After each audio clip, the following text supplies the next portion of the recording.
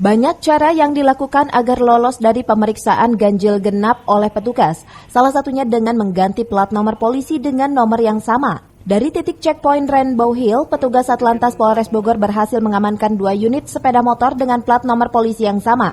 Di hadapan petugas, alasan mereka mengganti plat nomor ini agar bisa lolos dari pemeriksaan ganjil genap dan melanjutkan perjalanan menuju puncak Kabupaten Bogor. Atas tindakannya ini, oleh petugas kedua pengendara tersebut diberikan sanksi berupa tilang. Alasan mereka biar mereka bisa lolos, karena kan sekarang kita berlakukan uji coba genap ganjil dan sekarang kan genap, mereka ini ganjil tidak bisa, ini harusnya balik, kalau yang ini bisa, karena ini kan genap.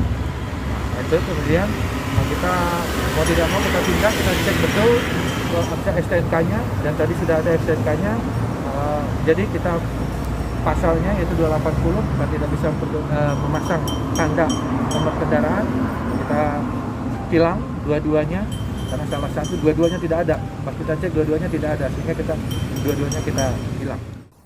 Dari jalur puncak Kabupaten Bogor, Edi Junaidi melaporkan.